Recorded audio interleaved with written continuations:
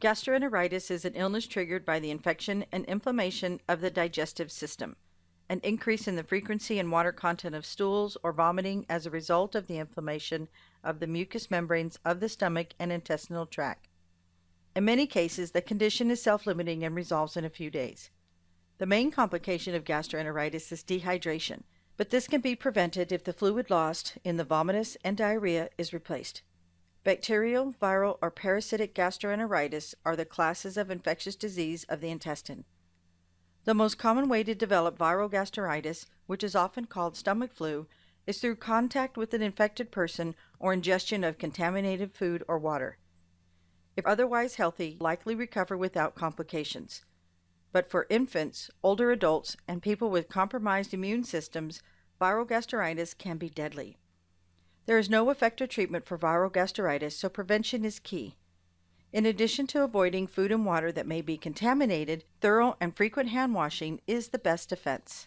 Although it is commonly called the stomach flu, gastroenteritis isn't the same as influenza. Real flu, influenza, affects the respiratory system, the nose, the throat, and the lungs. Gastritis, on the other hand, attacks the intestines, causing signs and symptoms like watery, usually non-bloody diarrhea. Bloody diarrhea means they probably have a very different, more severe infection. They'll also have abdominal cramps and pain, nausea, vomiting, occasional muscle aches or headache, low-grade fever. Depending on the cause, viral gastroenteritis symptoms may appear within 1 to 3 days after they have been infected and can range from mild to severe. Symptoms usually last just a day or two, but occasionally they can persist as long as 10 days. Anyone can get gastroenteritis. People who are at higher risk include children in care, students living in dormitories, military personnel, and travelers. People with immune systems that are weakened by disease or medications or not fully developed, like infants, are usually affected most severely. Gastroenteritis can be caused by viral, bacterial, or parasitic infections. It is highly contagious and responsible for the majority of outbreaks in developed countries. The common routes of infection include food, especially seafood, contaminated water, contact with an infected person, unwashed hands, and dirty utensils. Viruses are found in human feces, and infection is by way of the fecal-oral route. Can also be person-to-person contact, like touching contaminated hands, feces or vomit, drinking contaminated water or food. Chemical. Heavy metal poisoning like lead or zinc can trigger gastroenteritis. Certain drugs like antibiotics can cause gastroenteritis in susceptible people.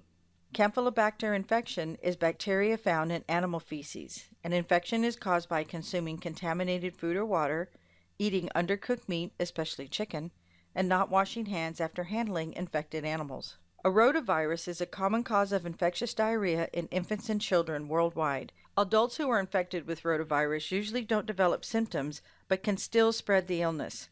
Some people, particularly those in the institutional setting, may spread the virus even though they don't have any symptoms of illness themselves. A vaccine against rotaviral gastroenteritis is available and appears to be effective in preventing severe symptoms. Noroviruses can be picked up from contaminated food or water, although person-to-person transmission is also possible.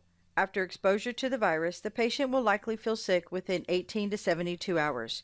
Most people feel better in a day or two, but they are still contagious for at least 3 days and up to 2 weeks after they have recovered. A medical history is done to make sure nothing else is causing the symptoms. A rectal or abdominal exam is done to exclude the possibilities of inflammatory bowel disease like Crohn's or pelvic abscesses. A stool culture is used to identify bacteria and other organisms from a sample of the feces and can be used to determine the specific virus or germ that is causing the gastroenteritis.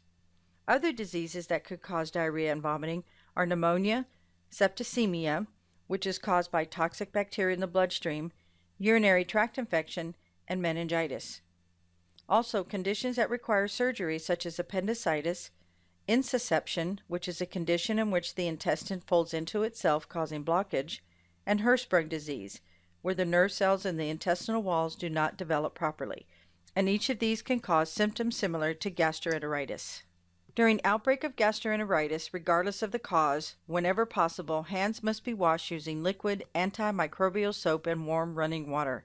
Fluid replacement is important, so the patient may suck on ice chips or take small sips of water, or clear soda like 7-Up or Sprite, clear broths, non-caffeinated drinks like Gatorade or Powerade, and affected adults should try to drink plenty of liquids every day, taking those small, frequent sips.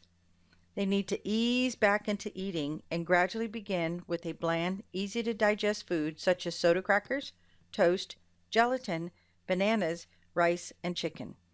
They do need to stop eating, though, if their nausea returns. Avoid foods like dairy products, caffeine, alcohol, nicotine, or fatty and highly seasoned foods. They need to get plenty of rest.